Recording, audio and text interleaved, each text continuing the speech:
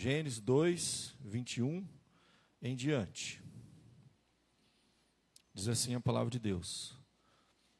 Então, o Senhor Deus fez cair pesado sono sobre o homem, e este adormeceu. Tomou uma das suas costelas e fechou o lugar com carne.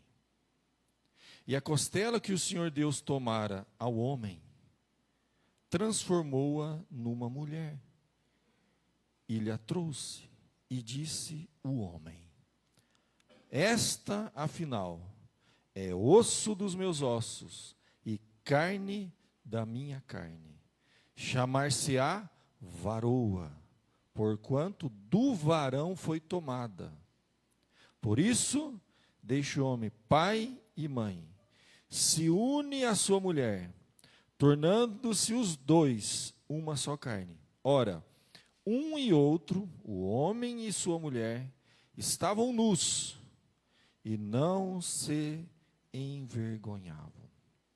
Esse finalzinho aqui é que a gente vai explorar mais, né? Os dois uma só carne, nus, transparente, total, um diante do outro, e não tinham do que se envergonhar. Vamos orar, pedir a bênção e a direção de Deus para a mensagem dessa noite. Ó Pai amado, gratidão pela nossa igreja, por esse tema que está despertando a gente, fazendo a igreja refletir mais profundamente sobre o significado disso, ó Deus, de dois seres aqui na terra se tornarem um, que é o casamento, Senhor. Que coisa extraordinária, que parábola profunda. É uma mensagem contínua do Teu amor, ó Pai, por nós, expressada através de uma união. Ajuda-nos, ó Pai, a compreender um pouco melhor, a enfrentar, a superar e vencer os desafios que todas as famílias, os casais enfrentam, Senhor, no dia a dia. São lutas externas e internas, desafios externos e internos, Senhor. Tem misericórdia de nós, perdoa os nossos pecados, Senhor, e nos ajude. É o que eu te peço e te agradeço, em nome de Jesus. Amém.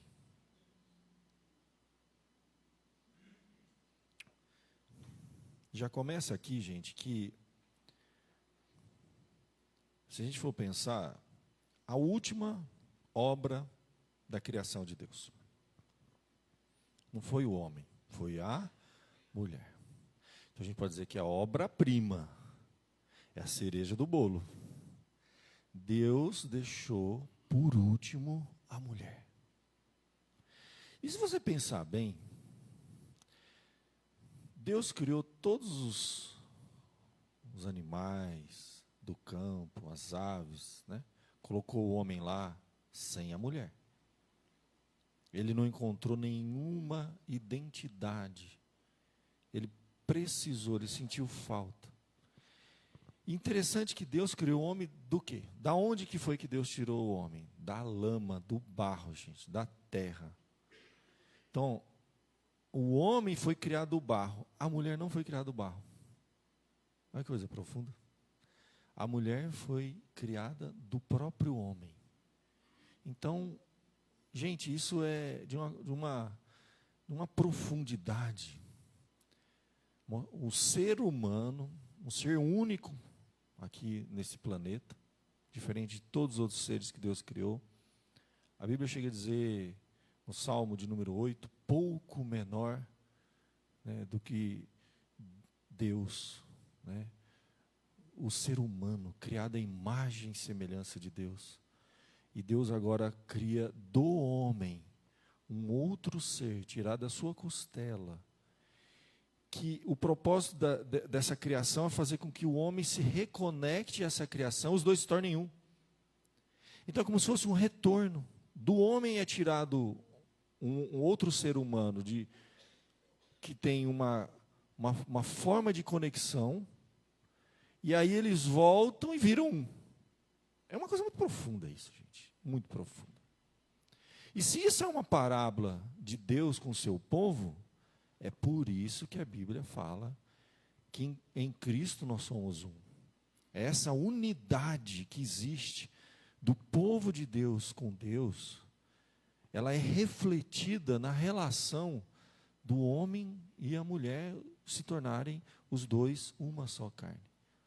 Quando Adão olha, ele diz assim: afinal, osso dos meus ossos, carne da minha carne, é a varoa.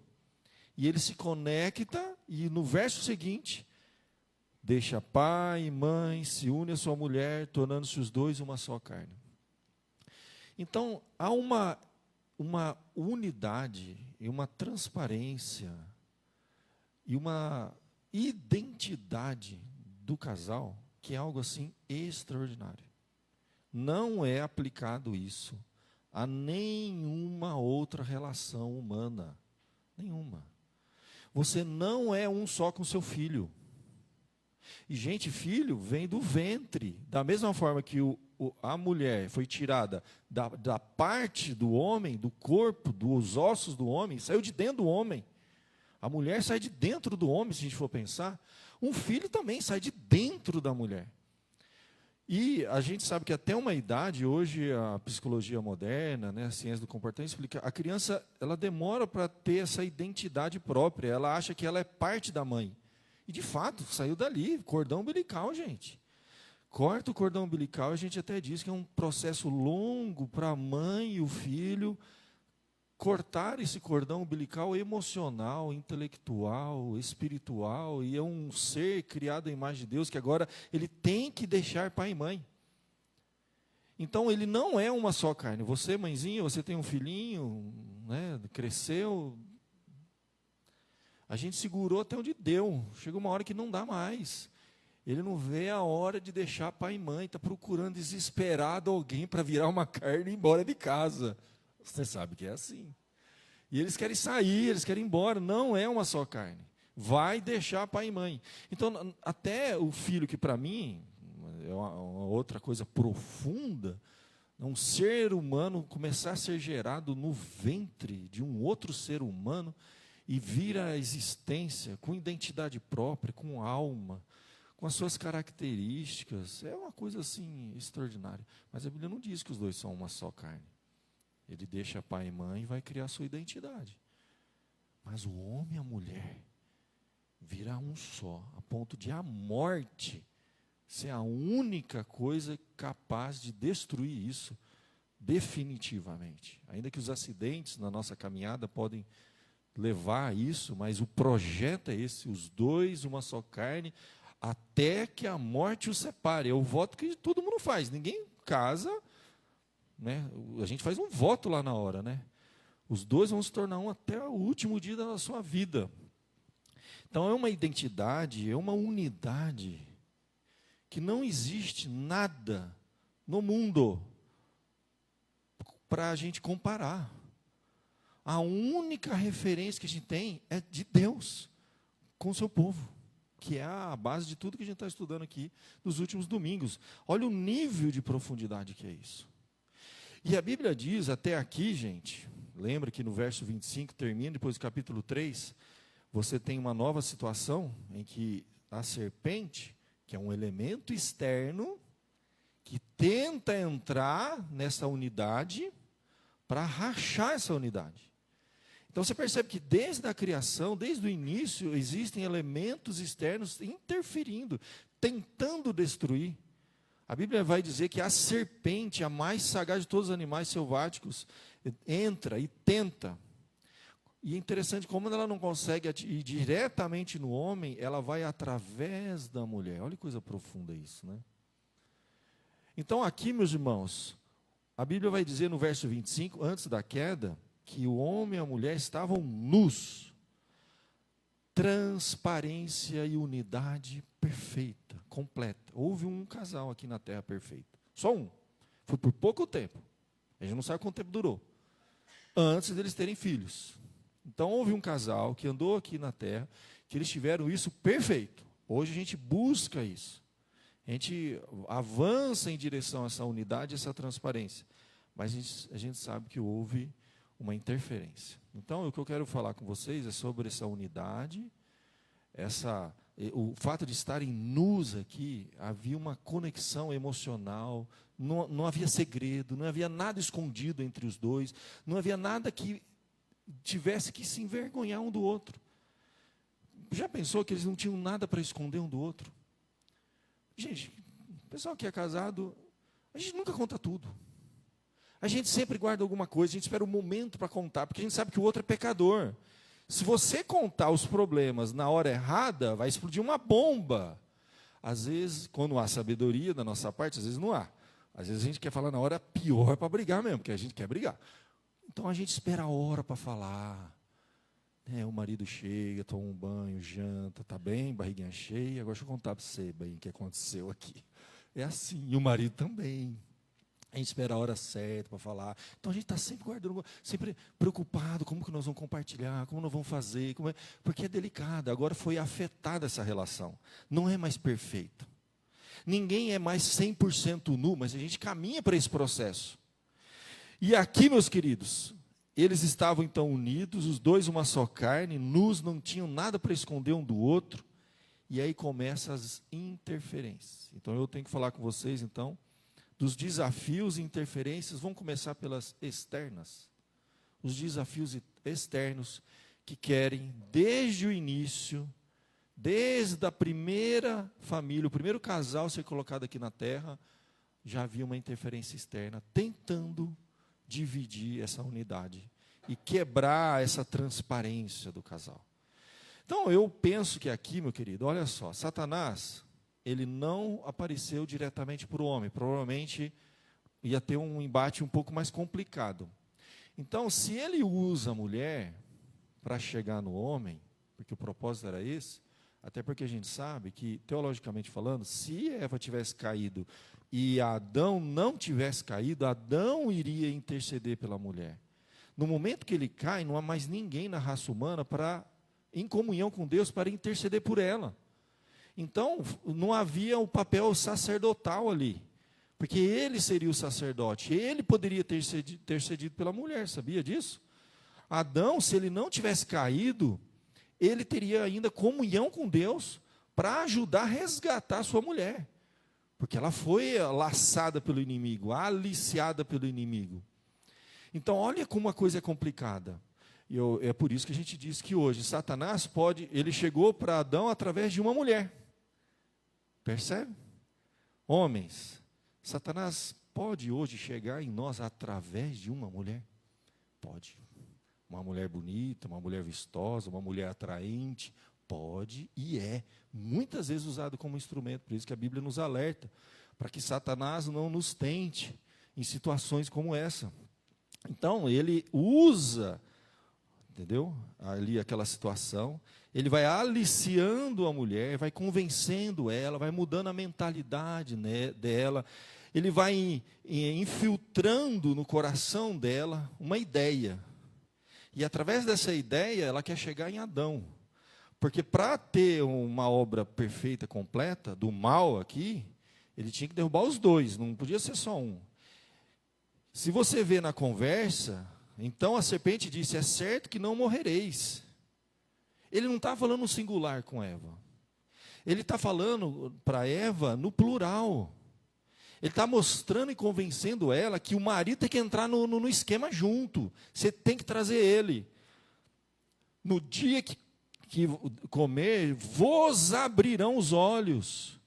Como Deus, sereis. Está tudo no plural. Mas o Adão não estava lá. Imagina eu falar com uma pessoa, tudo no plural. Não, o dia que você comer, vocês vão ser como Deus. Mas você está falando com uma pessoa. Se eu quero convencer só essa pessoa, eu falar, o dia que você comer, você vai ser como Deus. Não, está falando que ele e ela, o intuito dele sempre foi enredar o casal. Ele queria destruir a relação. Ele está envolvendo, ele está intencionalmente querendo chegar em Adão aqui nas próprias palavras. Toda a conversa de Satanás com a mulher está no plural, gente. Ele já está contando que Eva ele não vai conseguir convencer Adão, mas Eva vai. Porque Eva entra no coração de Adão. Eva era uma só carne com ele. Eva não tinha nada para esconder, eles estavam nus, não tinha do que se envergonhar. Olha que coisa profunda, gente. Então, como que Satanás vai chegar em Adão? Ele tinha que usar alguém que tivesse acesso ao coração de Adão. Então não tenha dúvida, gente, que muitas vezes o inimigo, e pensando no casal mais obviamente ainda, mas o inimigo pode usar pessoas que têm acesso ao nosso coração para nos atingir. As pessoas não têm noção que elas podem estar sendo usadas como instrumento.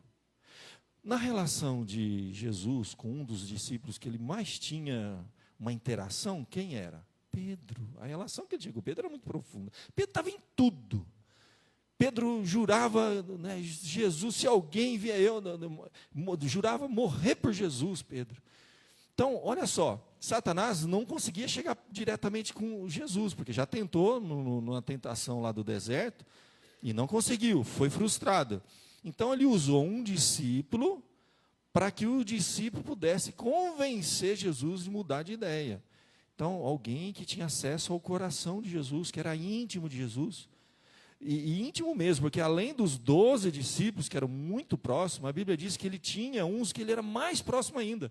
Em alguns momentos, Jesus se revela apenas para poucos discípulos. E sempre Pedro estava lá. Na transfiguração do monte, não estavam os 12 discípulos, nem a multidão. Estavam aqueles mais íntimos do coração de Jesus. E não é por acaso que Satanás sabe, ele procura. Quem tem acesso? Eva tinha acesso ao coração de Adão. Então, ele já começa a conversa mostrando que o que ele tinha para apresentar para Eva seria bom para ela e para ele. Não é à toa que assim que ela come do fruto, vendo a mulher que a árvore era boa para se comer, agradável aos olhos e desejava para dar entendimento, tomou do fruto, comeu e deu também ao seu marido e comeu. Percebe? Já estava no pacote da conversa deles. Já eram no esquema já. Ó, o que eu estou oferecendo aqui para vocês dois, você, não é só você. Você não vai fazer isso sozinha. Mas se ela fizesse sozinha, Adão ia perceber, ele estava de fora. Na hora, ele ia perceber que loucura que aconteceu aqui. Satanás, ele desviou a minha mulher. Ele arrancou a minha mulher, ele tentou, ele entrou na nossa relação. Ele quer levar a gente para o inferno, a destruição. Adão poderia, naquela hora, interferir. Ele poderia, naquela hora, ele tinha autoridade sobre todos os animais da terra. E Satanás estava utilizando um ser ali, um animal para chegar. Então ele tinha autoridade, ele poderia repreender ali o próprio Satanás, interceder por Eva, e nada disso teria acontecido, gente. Brincadeira, né? Mas olha o plano do inimigo para entrar no casal. Porque se Satanás atingir um só na relação, o outro, tendo um discernimento espiritual, ele ainda consegue recuperar. Agora, se Satanás atinge os dois, ele faz com que os dois entrem em guerra, os dois se magoem, os dois afundem na relação, aí nenhum dos dois pode ajudar um outro, aí acaba a relação mesmo. Então, ali a tentação era quebrar aquela unidade, fazer com que os dois caíssem. Desde o início, está tudo no plural. Vocês serão conhecedores do bem e do mal. Vos abrirão os olhos e sereis. Olha, e ela cai. Imediatamente arrasta Adão junto e acabou. Não tem mais ninguém. Precisava de um outro Adão, vamos falar assim, para mediar agora esse casal. E toda a representação que eles tinham ali nas costas, toda uma humanidade. E a gente sabe que é o próprio Senhor Jesus, que vai ser o segundo Adão, que vem para cá fazer o que o primeiro não fez. O marido falhou, aí vem Jesus, que é o noivo da noiva, para salvar o seu povo e dar a vida. Jesus vai fazer o que Adão não fez, resgatar a mulher. Percebe que está tudo aqui conectado, não tem como separar uma coisa da outra. Então aqui, meus queridos, a gente tem a base de tudo. E nos ajuda a entender os métodos, os astutos métodos de Satanás para destruir casais hoje. As interferências, muitas vezes externas, primeiramente a gente pode falar de ordem externa, usando pessoas, usando circunstâncias, pessoas até aparentemente improváveis, mas que têm acesso ao coração do casal. Por isso, um grande perigo, quem está tendo acesso ao seu coração? É uma pergunta que você tem que fazer sempre. Essa pessoa, ela é blindada? É Deus ali usando aquela vida?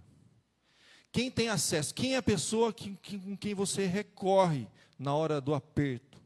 com quem você abre o seu coração, com quem você compartilha coisas, com quem você tem intimidade além do seu cônjuge. É essa pessoa que Satanás vai usar. Então fique sempre atento. Ele usou pessoas que até mesmo eram de Deus, como Pedro, mas que no momento de fraqueza, sem perceber, caiu, né, estava sendo usado para chegar ao coração de Jesus. Então, quando a Bíblia coloca aqui, já começa família, nós temos que ter muito discernimento, cuidado e carinho e olhar com muita atenção a isso. A Bíblia diz, deixar pai e mãe e se unir os dois, tornando uma só carne. As pessoas mais próximas do nosso cônjuge, do marido ou da esposa, geralmente deveriam ser, pior ainda quando são outras pessoas externas, a família. São as pessoas mais próximas. Ela nasceu num lar, ela cresceu com irmãos, ela tem pai, ela tem mãe. Então, assim, ele também tem pai, tem mãe, tem família. Não tenha dúvida, nós sabemos que um dos grandes desafios que os casais enfrentam são as interferências externas, que já começam no contexto da família, que a gente precisa delimitar. A verdade é o seguinte, se a gente não coloca limites, as pessoas vão definir os limites que elas quiserem.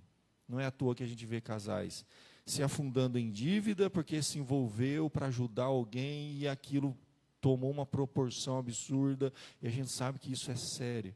A Bíblia até fala para a gente tomar muito cuidado quando a gente se coloca como fiador. Você está vinculando a sua unidade financeira, que é do casal, é da família, a um elemento externo, seja qual for. Então, você deve ajudar a família, ajudar um irmão, o pai, a mãe, isso é dever. A Bíblia condena filhos que abandonam seus pais. Chega uma hora que tem que ser de comum acordo. No namoro já estabelece essas coisas.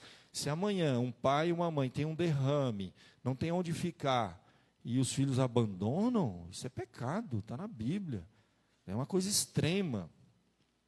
Houve uma situação de doença, uma situação grave. Agora, pode haver uma interferência que vai minar a relação. E às vezes, na melhor das boas intenções, às vezes é uma mãe, é um pai que não tem muita noção, que não cortou o cordão umbilical, que não entende que foi formada uma nova identidade familiar. E às vezes a interferência, às vezes querendo ajudar. Por isso que, por exemplo, numa relação a gente nunca conta tudo para os pais, para os irmãos. Por quê? Porque eles vão tomar as nossas dores. A gente fala, briga de marido e mulher, ninguém mete a colher.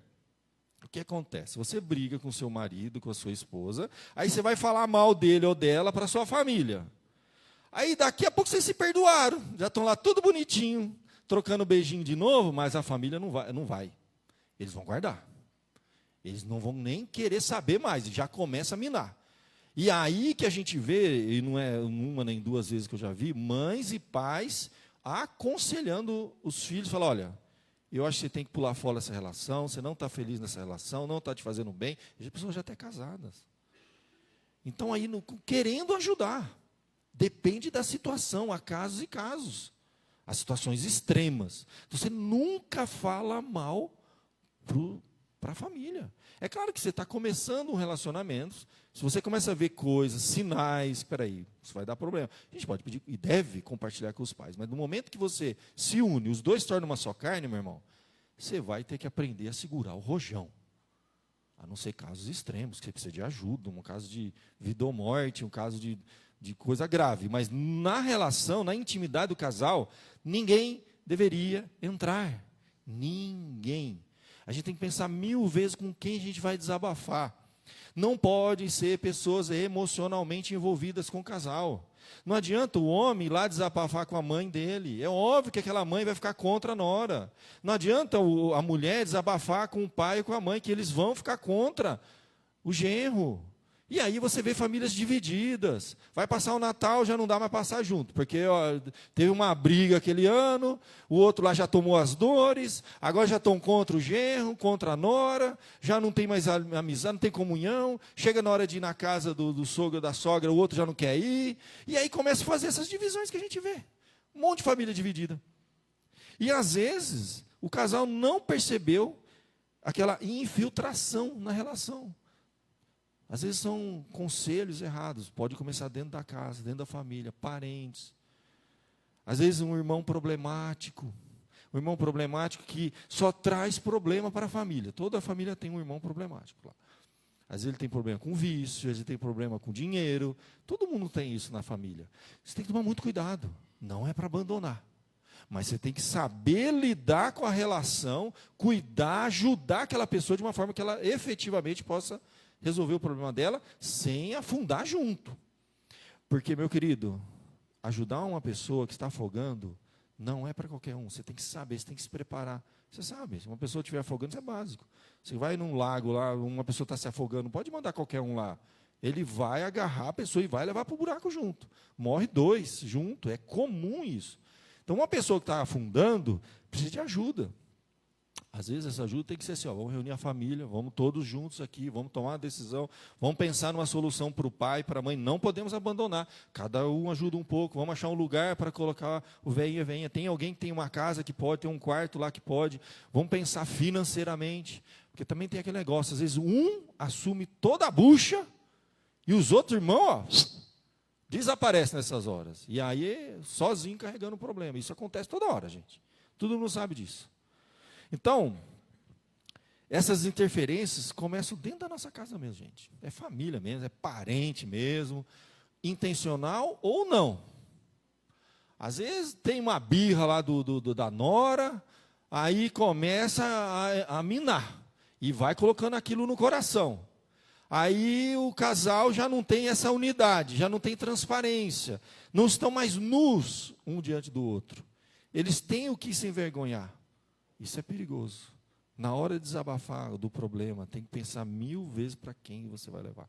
Passou o ambiente familiar, você vai para outro ambiente mais profundo aí.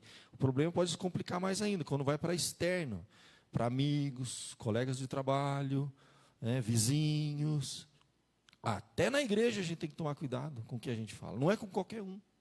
Tem que procurar pessoas maduras, pessoas que tenham uma longa caminhada na fé. Você não pode abrir tudo para qualquer um. Não só o pastor, não, pode acontecer. Eu já me aconselhei com pessoas maduras dentro da igreja que me ajudaram muito na minha caminhada cristã. Quando eu era um adolescente, vim para a igreja, estava enfrentando lutas, e eu via em pessoas maduras, pessoas que não estavam sempre com confusão, briga, eram gente que tinha uma responsabilidade na igreja, eram pessoas sérias, eram pessoas confiáveis, que eu podia falar e no outro dia está todo mundo na igreja sabendo. Pessoa que não fofoca. A gente tem que buscar ajuda. O casal tem que buscar ajuda. Mas tomar muito cuidado para quem a gente pede ajuda. Externamente, é um desafio muito grande. Quem tem acesso ao seu coração, de quem você está recebendo influência, quem está te aconselhando, com quem você está desabafando. Meus irmãos, isso chama transparência. Não deixa nada quebrar. Um relacionamento que quebrou a transparência, acabou. É abrir o coração, é contar as coisas. Eu vi outro dia uma diferença entre num relacionamento onde há a verdade, honestidade, e há a transparência. A transparência é quando um deles toma a iniciativa de contar as coisas que estão acontecendo. Tá? Então eu compartilho com o meu cônjuge o problema, eu abro o meu coração, eu conto as coisas, entende? Eu conto o que aconteceu naquele dia no trabalho. Se o cara está lá no trabalho e tem uma mulher dando em cima dele, olha o nível de maturidade que o casal precisa ter. Precisaria ter. Agora eu vou esconder da mulher, porque minha mulher é louca. Eu já vi uma vez, não vou contar aqui o lugar, mas eu estava numa padaria e apareceu um doido lá que queria matar o padeiro lá dentro, porque viu falar que o padeiro estava dando em cima da mulher dele. Então foi um barraco ali na padaria, a gente saiu de lá para não apanhar junto. Então, assim, às vezes você tem até medo. Vou contar para o meu marido que tem uma mulher lá, um cara lá dando em cima de mim, ele vai lá no meu emprego, vai quebrar tudo, vai matar uns 2 lá dentro. Então, assim, precisa ter um mínimo de maturidade. Se a pessoa está abrindo o coração, vamos sentar junto, vamos conversar. Mas o que eu quero dizer para vocês, a transparência é quando há a iniciativa de um dos lados de contar o que está acontecendo. Às vezes é um problema com filhos, é um problema na casa, um problema com parente, que seja o que for, isso é transparência. Você toma iniciativa. E a honestidade é quando o outro percebe alguma coisa errada, ele está percebendo, tem alguma coisa acontecendo, e ele vai lá e a pessoa abre. Mas a transparência é maior, ela vem antes. É quando o outro não precisa perguntar. A pessoa está muito em silêncio, está calada, anda meio cabisbaixa, está angustiada, mas não conta. Aí o outro vai lá, mas o que foi que aconteceu? O que foi que aconteceu? Fala, tem alguma coisa errada, você não está bem. Aí o outro fala, isso é honestidade, ele fala a verdade, mas a transparência vem antes. É quando o outro não precisa perguntar. É quando há, nesse relacionamento, nesse casal, eles estão nus. Eles não têm o que esconder um do outro. Gente, isso é, vamos falar assim, o auge, o ápice de um relacionamento maduro. Eu acredito que todo casal deve caminhar para isso, não é do dia para a noite. Não pensa, casou, pronto. Não, você vai conhecendo profundamente. Meu irmão, a gente só vai conhecer mesmo depois de comer uma saca de sal. A verdade é essa. O namoro a gente vai ter uma noção, a gente vai ver, vai ter ali, ó, deu para me conhecer o mínimo necessário para entrar nesse barco aqui.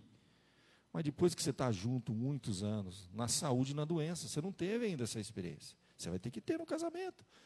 Você vai saber quem é a sua mulher, quem é o seu marido, o dia que um dos dois ficar doente. Você vai saber quem é o seu marido o dia que o dinheiro acabar.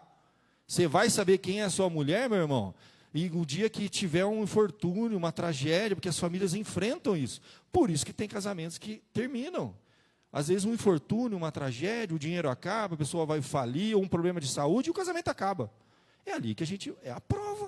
O casamento vai ser provado. Então, o relacionamento, ele vai passar por um processo de unidade progressiva e transparência, estar nu. E a gente vai aprendendo a abrir o coração um para o outro, compartilhar as nossas falhas. É quando a gente já não... Quando a gente é quem nós somos de verdade. Quando não há mais máscara. Quando você não tem mais vergonha de expor quem você é, as suas fraquezas, vulnerabilidade. O namoro não tem isso, gente. Não dá. O namoro, a gente não deixa as nossas vulnerabilidades, as nossas fraquezas. Enquanto você não expor o seu coração nu, as suas fraquezas, os seus pecados. A Bíblia diz, confessai as vossas culpas um para o outro. Então, a relação, essa unidade, essa transparência é isso, gente. É quando o casal já é um só. Então, não é só o ato de assinou lá, certidão de casamento, teve uma relação sexual, pronto, os dois agora. Meu irmão, agora vocês vão construir uma unidade. Vai ter conflito, vai ter divergência, vai ter as interferências externas, você vai ter que aprender a lidar, dar limite para pai, para mãe, para irmão, para parente, para todo mundo, da sua vida emocional, da sua vida financeira, do seu tempo. Você vai ter que aprender a cuidar dos familiares sem prejudicar a sua relação, a sua família, e delimitando as coisas. É um processo longo, é uma vida inteira, gente. Então, muitas vezes, os problemas são de ordem externa, vem para dentro. Às vezes é problema financeiro, às vezes é problema família, parente, amigo, muito cuidado. E transparência é a base. Enquanto não há transparência na relação, você nunca sabe o que está acontecendo lá. Se a pessoa não abre o coração, não compartilha, não vive essa unidade, o casal está totalmente vulnerável. Satanás pode entrar aí. E sem falar de mentira, né, gente? Quando começa o campo da mentira, omitir, já é gravíssimo, né? Então, a mentira, então, aí acabou. Aí é impossível. Um relacionamento onde um deles, ou os dois, costumam mentir muito um para o outro, não tem como haver unidade, é impossível. É um casamento que vai viver em conflito eterno. A mentira mata relacionamento. Eu não conheço um casal que mentia um para o outro que estão juntos até hoje. A maioria das pessoas que a gente sabe que havia mentira já não estão mais juntos. Eles não conseguem ficar juntos. Porque não tem unidade. A unidade é quebrada, é destruída. O relacionamento vai para o buraco. É um processo longo. Muitas vezes, então, o problema pode ser de ordem externa, como a gente viu. E quando é de ordem interna? Não foi ninguém que interferiu, é a gente mesmo que vai, muitas vezes, ter problemas internos. Isso é da relação, que pecado e perdão. A gente tem que aprender a perdoar. Tenha certeza, a pessoa com quem você casou, vai pecar contra você. Ele vai ter momentos que ele vai falhar.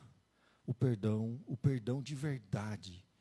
Gente, se o nosso próximo, pessoas que a gente convive na igreja, a Bíblia diz que a gente tem que perdoar 70 vezes 7.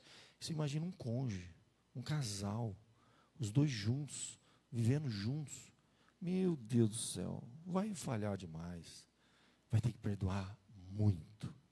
É um desafio muito grande. E a falta de perdão é uma das grandes causas de casamentos que terminam, porque vai criando aquela raiz de amargura no coração. E junto com isso começa a vir as patadas, porque a pessoa não perdoou, aí começa a vir a grosseria, a estupidez, a falta de gentileza, e começa a quebrar aquela unidade. Falta perdão. Eu sei que o perdão não é um botão que a gente aperta, o perdão é um processo, tem que ter paciência, muitas vezes, mas tem que caminhar em direção ao perdão. E existe uma coisa que é perdoar e se vingar. Tem pessoas que não perdoam, se vingam. Ela satisfaz na vingança. Aí ela volta a ficar em paz de novo na relação. Observe na sua vida, na sua caminhada, se você costuma perdoar ou se vingar. Se você está se vingando, então você não aprendeu a perdoar. Todas as vezes que aquela pessoa falhar com você, você vai devolver na mesma moeda, de alguma outra forma. Isso Deus condena em todas as áreas da nossa vida. Deus fala assim: a mim pertence a vingança, eu retribuirei. Aí a gente vai tratar de um probleminha muito interessante. Li isso no livro do John Piper. O casal teria que ser confrontado com a ira de Deus. Sabe por quê? Porque quando a gente não entende e não teme a ira de Deus, a gente acha que a nossa ira vai resolver o problema. A Bíblia fala: irai-vos e não pequeis. A ira do homem não produz o quê? Quem lembra? A justiça de Deus. Então, a ira do casal não vai resolver o problema. Quando você se ira com o outro e executa essa ira, é a vingança. E Deus condena isso. E a ira do homem não opera a justiça de Deus, não produz a justiça de Deus na relação. Então, o falar da ira de Deus, a ira do homem não produz a justiça, mas a ira de Deus sim. Ou seja, numa relação, se eu entendi que o voto que eu fiz para o meu cônjuge, antes eu fiz para Deus, e qualquer aliança que eu quebre com o meu cônjuge, antes eu quebrei com Deus, o meu problema é com Deus. Antes do perdão da minha esposa, eu preciso do perdão de Deus. Isso é tão sério que a Bíblia não diz lá que se a gente não tratar bem a esposa, vos impeçam as vossas orações. Então, na relação do casal, se eles não estiverem bem, meu irmão, lembra de uma coisa: se você não está bem com sua esposa ou com seu marido, antes disso você não está bem com Deus. Nem a sua oração chega. Está na Bíblia. Que o casal tem que tomar cuidado como está a relação, porque se você quebrou a comunhão com o seu irmão, antes disso você quebrou com Deus. Então a ira de Deus vem antes. Nem a nossa oração é ouvida. E se a gente aplica na Bíblia que se você, ao vir trazer uma oferta, você deveria antes, se tiver um problema com alguém, você deveria lá pedir perdão, porque a sua oferta não vai ser aceita, dirá um casal. Então, quando o casal não está bem, está brigado, a oferta não é aceita, a oração não sobe, a gente quebra a nossa unidade com Deus. Então, o casal deveria estar preocupado, não que o meu marido vai ficar irado, minha esposa vai ficar irada. E o marido também tem que pensar 1000 vezes e falar assim: a sua ira não opera a justiça de Deus. Não vai trazer paz para a relação, não vai resolver o problema. Vingar é você exercer a sua ira no lugar de Deus. É mesmo que você dizer assim: Deus, sai da minha relação, não quero o senhor aqui. Eu vou resolver na minha força o negócio aqui agora. Eu vou me vingar dela. Ou ela, eu vou me vingar dele. Você chutou Deus para fora da relação e foi na carne tentar resolver o problema. É aí que meu irmão, o problema é que era desse tamanho vira um monstro. E aí começa a vingança, retaliação, ressentimento. Aquilo vai crescendo, é uma bola de neve. No perdão não existe ali, existe vingança. Porque depois que você se vinga, você fica satisfeito. Aí você fica satisfeito, mas não ficou satisfeito. Não ficou porque o outro ele não pediu perdão e ele não foi perdoado, ele foi vingado. Aí daqui a pouco ele vai de novo, e vice-versa. Aquele inferno que um casal vive, que se deixar, isso vai crescendo meses. Vive um inferno. Já não há mais gentileza, não há mais carinho, é patada, é grosseria, estupidez. Meus irmãos, isso destrói relacionamento. Isso é ruído interno. Não foi nada com os pais, os parentes, os vizinhos, eles só vão colaborar nessa hora. Só vem gente para piorar mais ainda. Sempre vai ter gente para pôr mais lenha na fogueira. Isso você vai achar. Mas às vezes o problema é interno, falta perdão, não vingança. Deus fala, a mim pertence a vingança, eu retribuirei. Então, meu irmão, se um dia, num relacionamento, um dos dois pisou na bola, corre resolver esse problema com Deus. Pede perdão para Deus. Você tem que pedir para Deus. Quando a gente fala com o irmão, a gente tem que lembrar disso, gente. A gente tem que pedir perdão para Deus. A gente esquece, né? Se a gente conseguir o perdão do outro, está tudo bem. Mas você já pediu perdão para Deus? Temos que restaurar a comunhão, pedir perdão para Deus. E esperar que o outro, no seu tempo, num processo longo, também perdoe, não se vingue. Pedir perdão, reconhecer o erro e aguardar o processo de perdão no coração e juntos os dois voltar a ter comunhão um com o outro e comunhão vertical com Deus. E Satanás está ali trabalhando, gente. É isso que ele quer fazer. Os dois, uma só carne. O que ele puder fazer, ele vai fazer para quebrar essa unidade. E é a base de uma família, gente. Quebrou a unidade, acabou. Aí vai tudo para o ralo, o relacionamento vai afundando, os filhos, nada destrói mais a segurança, o caráter, né? Aquela personalidade forte de um filho, é um casal forte. Não que eles são perfeitos, nunca vão brigar. Meu irmão, não tem como. Os filhos vão ver as brigas dos pais. Alguma coisa vai vazar. Não tem como. Mas se eles veem os pais se perdoando, os pais se reconciliando, né, o pai pedindo perdão, a mãe pedindo perdão, isso traz paz para o filho, traz uma segurança, a personalidade da criança está sendo formada, e a unidade. Você quer ser um bom pai? Seja um bom marido, isso é eterno, né? Você quer ser uma boa mãe? Antes de tudo, seja uma boa esposa, porque ele vai ver isso e vai gostar disso. Nada traz mais alegria para um filho de ver os pais lá trocando carinho, se abraçando, se perdoando, estando firmes juntos. Isso vai dar segurança para o filho ir. E tem filhos que não vão, porque eles não têm base. É a plataforma de lançamento. A base está lá dentro da casa. É o pai e a mãe unidos, juntos, dois, uma só carne. A transparência, a unidade. Eles estão vencendo os desafios. Tem dificuldade? Com certeza, tem muita dificuldade. Tem muita luta. Mas vão juntos vencer. E os filhos veem isso, eles vão juntos. E aí, meu querido, envolve parceria, envolve comunicação, transparência, unidade, perdão, gentileza no dia a dia. Não é todo dia que a gente é gentil, a gente sabe disso. Não é todo dia. Tem dia que o homem não está bem, está com problema lá no trabalho, está nervoso, está estressado. E tem dia que a mulher também não está bem. Está nervosa, está estressada. O problema é o seguinte, depois há pelo menos um pedido de perdão. Desculpa, não devia ter falado da forma que eu falei com você aquele dia, aquela hora. Eu não estava bem, você me perdoa. Nossa, isso é maravilhoso. Né? Quando Deus leva o casal para esse nível de maturidade, gente, é um outro nível. É um processo longo, não é fácil. De os dois, progressivamente, uma só carne.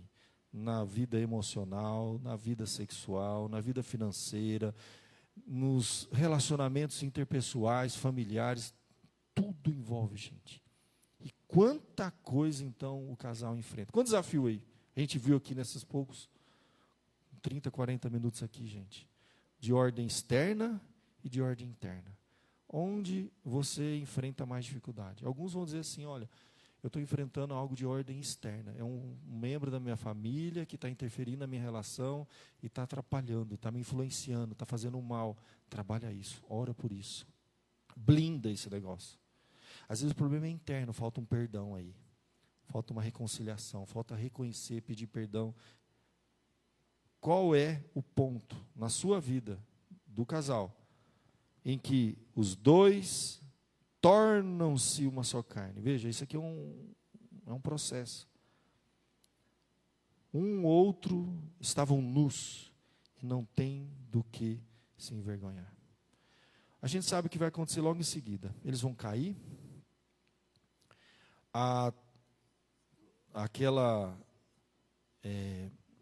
unidade e transparência vai ser maculada com a queda, no capítulo 3, mas logo em seguida, eles vão tentar com as próprias mãos coser folhas de figueira e cobrir a nudez. É o homem tentando resolver o seu problema sem a ajuda de Deus. E a gente sabe o que Deus faz. A Bíblia diz que Deus cobre a nudez com pele de animal. Pela primeira vez na Bíblia, você tem um sacrifício, derramamento de sangue. É pago um preço. Isso se chama graça. O que cobre um casal, o que faz com que o casal tenha unidade e transparência, é a graça de Deus. É o perdão de Deus, é o amor de Deus. Então, a unidade que havia antes foi maculada pelo pecado, mas a graça de Deus restaura essa unidade. É possível você ter unidade com a sua esposa pecadora, é possível a esposa ter unidade com o marido pecador, porque a graça de Deus está sobre vocês. O perdão de Deus caminha com vocês. Então, Deus já cobriu. Então, agora o casal, pela graça de Deus, são pecadores, mas estão cobertos. Não houve uma transformação, uma perfeição da natureza. Adão continua sendo um pecador e Eva também, mas eles estão cobertos. Então a ideia é que você vai casar com uma pessoa imperfeita, mas se ela é de Deus, ela está coberta pela graça de Deus, pelo amor de Deus. Então por isso você pode viver essa plenitude do amor de Deus juntos. Unidade, transparência. É possível um casal vencer, porque vocês têm a ajuda de Deus, vocês têm a graça de Deus sobre vocês. Então vocês vão vencer qualquer falha. Por maior que seja a falha do outro, é possível restauração, perdão. Vocês estão cobertos pela graça de Deus. A graça de Deus restaura essa unidade. Pensa nisso. Por mais difícil que seja, o que você vai enfrentar no casamento, você nem tem ideia do que você vai enfrentar ainda. Você não sabe o que é envelhecer com aquela pessoa. Você não sabe como essa pessoa vai ficar ranzinza, insuportável. Você não tem noção do que você vai aguentar ainda. Entende? A tendência é ficar difícil. Só que a maturidade vai compensando. A graça. Os dois, uma só carne. É quando você olha para a pessoa e fala assim, eu te amo apesar de você. E vice-versa, apesar de todos os seus defeitos. É quando você conhece profundamente aquela pessoa, você conhece todos os defeitos dela. E ninguém conhece você mais do que o seu marido ou a sua esposa. Ninguém conhece mais do que ele. Que vive junto, que estão comendo uma saca de sal, que vive você no seu melhor e no seu pior momento, e ainda assim continua decidindo todos os dias continuar com você. Então, tenha paciência, respeite, ame, porque essa pessoa aí, ó, muitos já teriam te abandonado há muito tempo, para aguentar você. Isso serve para os dois, você entendeu, né? Muitos já teriam desistido de você. Você é homem e você é mulher. Poucos teriam aguentado o que essa aí está aguentando de você. Então ame, agradeça a Deus que você tem uma pessoa que te conhece, conhece todos os seus defeitos e decidiu continuar com você até que a morte o separe. Amém? Feche seus olhos, vamos orar pela sua cruz que está aí do lado. Não, é benção. Pela benção que está aí do lado. Você vai ter que carregar até que a morte separe. Tem uns que já estão, Senhor, vem logo, Jesus. Eu não vou aguentar. Você aguenta. Para aqueles que estão começando, a caminhada é longa, vocês vão comer muito sal. Para aqueles que estão terminando, ou estão já lá bem avançado, mais um pouquinho, Jesus volta, vocês dois estão na glória, entendeu? Você aguentou até agora, viu o casal terminar depois de 20, 30 anos, para com isso, já passou tudo, e agora, meu irmão, vamos até o fim agora. Está na reta final, já vocês estão na glória junto, e tudo isso aí é passado. É benção, estou brincando, vocês entenderam, né, gente? Vamos orar a Deus, ore pela pessoa que está aí do seu lado, para restaurar. Se você está precisando de uma restauração nessa relação, se você está precisando de força, porque chegou a hora do vamos ver, meu irmão, é a hora da luta, do problema financeiro, do problema na saúde, aqueles votos nossos lá na saúde, na doença, na alegria, na tristeza, né? Na riqueza e na prosperidade e na adversidade, enfim. Se você está começando um relacionamento, ou você já tem muito tempo junto, quanto tempo você não pega na mão da sua mulher, vamos jantar fora, vamos no cinema, assistir um filme, né? Carinho, gentileza, abrir a porta. A gente não abre mais a porta para as mulheres hoje, né, gente? A gente não abre mais porta, não faz mais nada. Cadê a gentileza? Quanto tempo você não manda uma flor para sua mulher? Sabe, aquela surpresa simbólica. Eu estava lá na rua, pensei em você. Gente, isso faz diferença. Lembra quando vocês namoravam? Você punha a melhor roupa. Você não encontrava a namoradinha sem colocar 3 house extra forte na boca, esse bafo de jiboia aí. Agora você vai lá, quer beijar ela todo sujo, fedido. Entendeu? Pensa nisso. Você escolhia a melhor roupa, você se preparava, né? Você fazia tudo certinho. Agora só dá o resto. E quer que a pessoa está feliz? Ah, vá. Vamos pedir perdão para Deus, né? E vamos cuidar melhor um do outro, né, gente? Vamos orar. Ó Pai amado, graças te damos, Senhor, porque é um desafio grande para os casais, Senhor. Casais maduros que nós temos na nossa igreja. Te louvamos porque mesmo com as lutas, a grande maioria, Senhor, nós testemunhamos que eles estão vencendo, ó Pai, estão caminhando juntos.